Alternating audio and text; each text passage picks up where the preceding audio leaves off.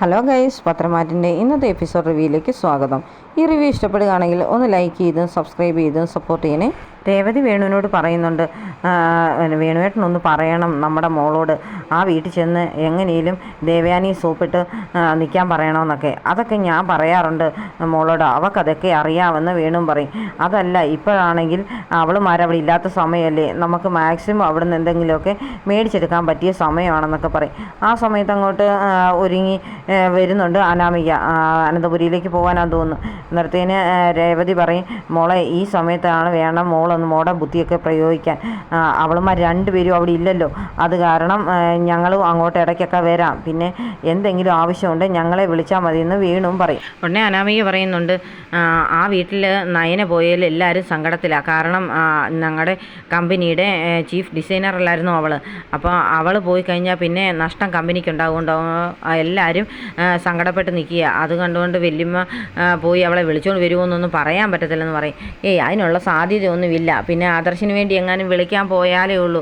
അവളെ സ്നേഹത്തോടെ വിളിച്ചാൽ മാത്രമേ അവൾ വരത്തുള്ളൂന്നല്ലേ അവിടെ അമ്മയും അച്ഛനും ഡിമാൻഡ് ഇട്ടിരിക്കുന്നത്. ഈ സമയത്ത് ചിലപ്പോൾ അവർ ഡിമാൻഡൊക്കെ ചെയ്യും.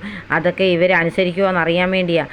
മോൾ ഈ സമയത്ത് എങ്ങനെയും പോയി നിന്ന് അവിടുന്ന് നമുക്ക് കിട്ടാനുള്ളതൊക്കെ മേടിച്ചെടുക്കണമെന്ന് പറയും. മോൾ എന്തായാലും ആ വീട്ടിൽ എല്ലാവർക്കും വേണ്ടപ്പെട്ടവർ തന്നെയാണ്. കുറേ പേർക്കൊക്കെ മോളോട് താല്പര്യക്കുറവുണ്ടെന്ന് പറഞ്ഞാൽ പോലും അമ്മായിമ്മയുടെ സപ്പോർട്ട് മോൾക്കുണ്ടല്ലോ.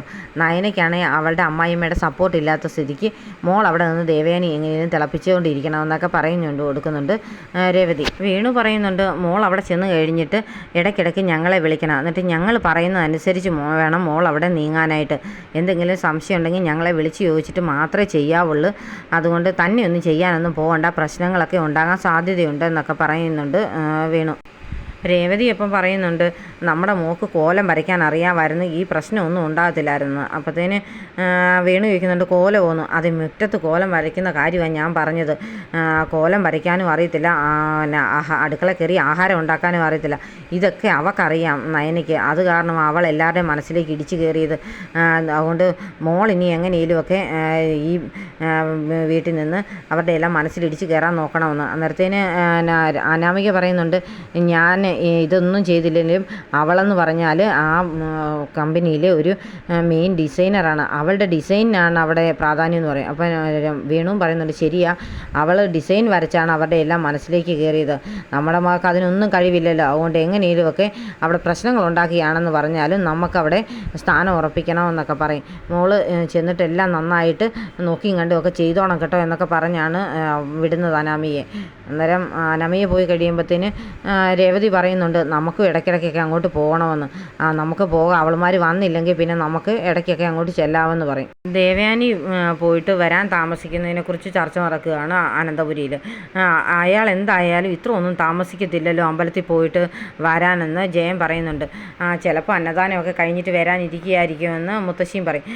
എന്നാൽ ഇത്രയും താമസിക്കത്തില്ലല്ലോ, അമ്പലത്തിൽ പോയാൽ ഇതിന് നേരത്തെ വരുന്നതാണ് അയാളെന്നൊക്കെ പറയുന്നുണ്ട് ജയന്.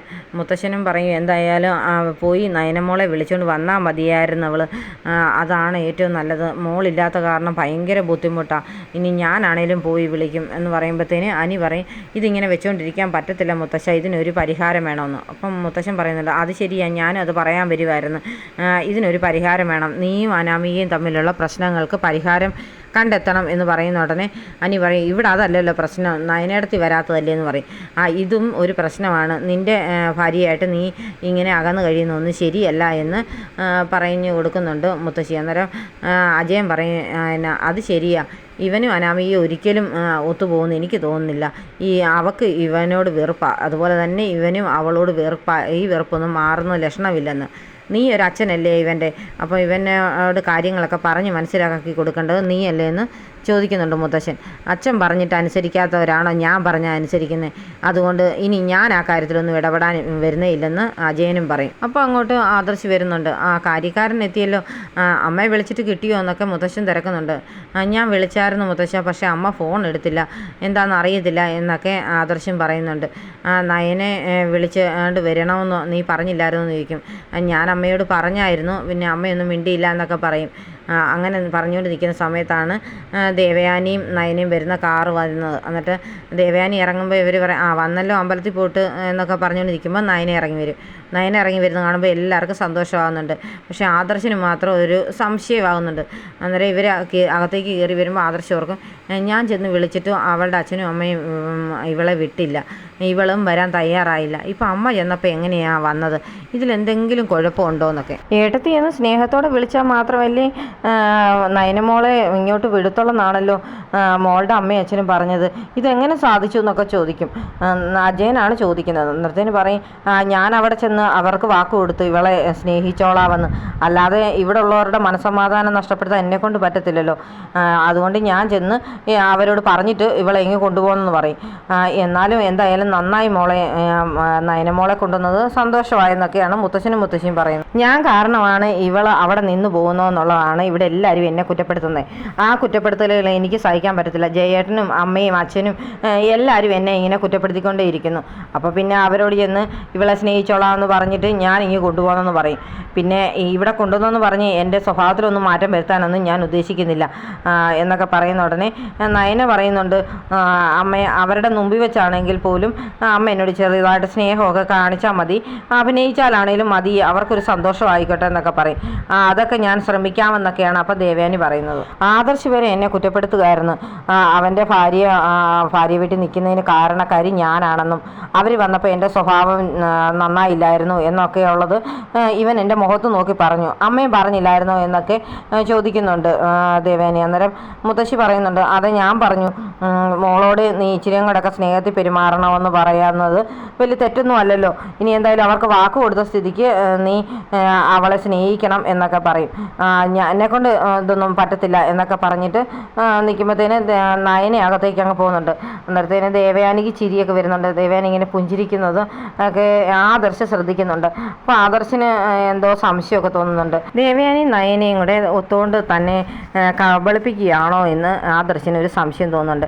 എൻ്റെ ഭാര്യ എന്നെ കബളിപ്പിക്കുകയാണെങ്കിൽ എനിക്കത് സഹിക്കാനേ പറ്റില്ല എന്ന് ആദർശ് മനസ്സിൽ ഓർക്കുന്നുണ്ട്. അന്നേരം ദേവയാനി ഒന്നുമല്ലാത്ത പരുവത്തിൽ അകത്തേക്ക് അങ്ങ് കയറിപ്പോവും. ജലജയും ജാനയും കൂടി ഇരുന്ന് പറയുന്നുണ്ട്, എന്തായാലും ഏട്ടത്തി രാവിലെ അമ്പലത്തിൽ പോവാന്ന് പറഞ്ഞ് പോയിട്ട് ഇത്ര നേരമായിട്ട് അവർ വന്നില്ലല്ലോ, എവിടെ പോയതാണെന്ന് അറിയത്തുമില്ല, വിളിച്ചിട്ടിട്ട് ഫോൺ എടുക്കുന്നില്ല എന്നൊക്കെ പറയും. അന്നേരത്തേന് നയനെ അങ്ങോട്ട് വന്നിട്ട് പറയുന്നുണ്ട്, വന്നിട്ടുണ്ട് അമ്മ ഇപ്പം ഇങ്ങനെ വന്നെന്ന്. അന്നേരം നയനെ വന്ന് കാണുമ്പോഴത്തേന് ഇവർക്ക് രണ്ടുപേർക്കും അങ്ങ് ഷോക്കാവുന്നുണ്ട്. നീ വന്നോ എന്ന് ചോദിക്കും. അതെ ഞാൻ വന്നു, പിന്നെ ഏട്ടത്തി വന്ന് സ്നേഹത്തോടെ വിളിച്ചാൽ മാത്രമേ നിന്നെ വിടത്തുള്ളതാണല്ലോ നിൻ്റെ അച്ഛനും അമ്മയും ഡിമാൻഡ് ചെയ്തെന്ന് പറയും. അതേ വിളിക്കേണ്ടവർ വന്ന് വിളിച്ചു, ഞാൻ ഇങ്ങി പോകുമെന്ന് പറയും. ആദർശ് വന്ന് വിളിച്ചിട്ട് പോലും നീ വരാത്തതാണല്ലോ, പിന്നെന്താ ഏട്ടത്തി വന്നപ്പം വിളിച്ചപ്പം വന്നെന്ന് ചോദിക്കും. ഞാൻ എൻ്റെ അമ്മായിമ്മ വന്ന് വിളിച്ചപ്പോൾ ഇങ്ങി പോന്നു, ആദർശേട്ടൻ വന്ന് വിളിച്ചപ്പം എൻ്റെ അച്ഛനും അമ്മയും പറഞ്ഞത് കേട്ടോണ്ട് ഞാൻ അവിടെ നിന്നിരുന്നു. പക്ഷേ എന്നാലും ആരെങ്കിലും വിളിച്ചിട്ട് വന്നിരുന്നെങ്കിൽ ഞാൻ ഇങ്ങി വരാൻ തന്നെ തീരുമാനിച്ചിരിക്കുകയായിരുന്നു. അന്നേരം അമ്മ വന്നു, ഞാൻ ഇങ്ങി പോകുന്നെന്ന് പറയും. അത് കേൾക്കുമ്പോഴത്തേന് ജാനകി ചോദിക്കുന്നുണ്ട്, നിനക്ക് നാണമില്ല ഇങ്ങോട്ട് വീണ്ടും വീണ്ടും വന്ന് കയറാമെന്ന്. ഞാനെന്തിനാ നാണിക്കുന്നത്, എൻ്റെ ഭർത്താവിൻ്റെ വീടല്ലേ, അത് കാരണം ഞാൻ ഇനി നാണിക്കേണ്ട ആവശ്യമൊന്നുമില്ല, പിന്നെ ഞാൻ ഇനി ഇവിടുന്ന് പോകാനും ഉദ്ദേശിക്കുന്നില്ല, ഇവിടെ തന്നെ കാണുമെന്ന് പറയും. നയനെ അകത്തേക്ക് പോയി കഴിയുമ്പോഴത്തേന് ജലജ പറയുന്നുണ്ട്, ഏട്ടത്തി എന്നാലും ചെന്ന് ഇവളെ വിളിച്ചുകൊണ്ട് വരുമെന്ന് ഞാൻ വിചാരിച്ചേ ഇല്ലെന്ന് പറയും. അതെങ്ങനെയാണ്, ഇവിടെ എല്ലാവരും അങ്ങ് പ്രഷർ ചെലുത്തുകയല്ലായിരുന്നോ ഏട്ടത്തിയോട് വിളിച്ചുകൊണ്ട് വാന്ന് പറഞ്ഞ്. അത് കേട്ടോണ്ട് അവർ പോയി വിളിച്ചതായിരിക്കും, അല്ലെങ്കിലും അവർക്ക് ഈയിടെയായിട്ട് സ്വഭാവത്തിന് ഒരുപാട് മാറ്റം ഉണ്ടെന്നൊക്കെയാണ് ജാനകി പറയുന്നത്. അന്നേരം ജലജയ്ക്ക് ശരിക്കും സംശയമുണ്ട്, ദേവയാനി നയനെ സ്നേഹിക്കാൻ തുടങ്ങിയിട്ടുണ്ടോ എന്നൊക്കെ. എന്നാലും പറയുന്നുണ്ട്, എന്നാലും അവളുമാർ രണ്ടുപേരും ഈ വീട്ടിലില്ലാത്തതിൻ്റെ ഒരു പ്രത്യേക സമാധാനം ഉണ്ടായിരുന്നു. അന്നേരത്തേനാണ് ഇവൾ തിരിച്ചു വന്നിരിക്കുന്നത്, ഇനിയുള്ള സമാധാനവും കൂടെ പോയെന്ന്. ഇവിടെ നടക്കുന്ന സംഭവങ്ങളൊന്നും അഭി അറിയുന്നില്ല കേട്ടോ. അഭി ഇങ്ങനെ ഫോണിനകത്ത് ഓരോന്നൊക്കെ നോക്കിക്കൊണ്ടിരിക്കുന്ന സമയത്താണ് ജലജ അങ്ങോട്ട് ചെല്ലുന്നത്. നീ അറിഞ്ഞോടാ, അതെ അവൾ വന്നിട്ടുണ്ടെന്ന് പറയും. ഏതവളെന്ന് ചോദിച്ച് അഭി അങ്ങ് ഞെട്ടി എഴുന്നേക്കും. എന്ന് പറയും, ആ നയനെ വന്നെന്ന് പറയും. അതിന് വല്യമ്മ ഈ ചെന്ന് വിളിച്ചാൽ മാത്രമല്ലേ വരത്തുള്ളെന്നാണല്ലോ പറഞ്ഞത്, അവിടെ അമ്മയും അച്ഛനും അങ്ങനെയാണല്ലോ ഡിമാൻഡ് ചെയ്തെന്നൊക്കെ പറയും. എന്തായാലും ഏട്ടത്തി എന്ന് വിളിച്ചു, അവളിങ്ങി വന്നെന്ന് പറയും.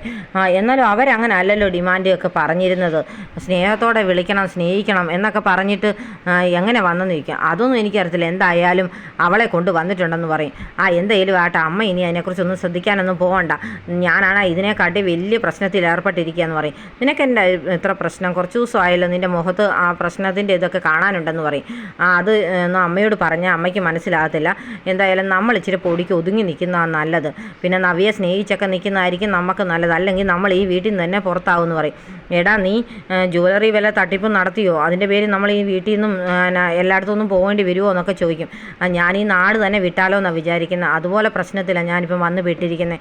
അതുകൊണ്ട് അമ്മയൊന്ന് പൊടിക്ക് ഒതുങ്ങി നിന്നോളാൻ പറയും. നവിയെ സ്നേഹിച്ചും അങ്ങനെയൊക്കെ നിൽക്കുന്നതായിരിക്കും നമുക്ക് ഈ വീട്ടിൽ നിൽക്കാനായിട്ട് ഉള്ള ഒരു കാരണം. അതുകൊണ്ട് വിശദീകരിച്ച് കാര്യങ്ങളൊന്നും ഞാൻ പറയുന്നില്ല.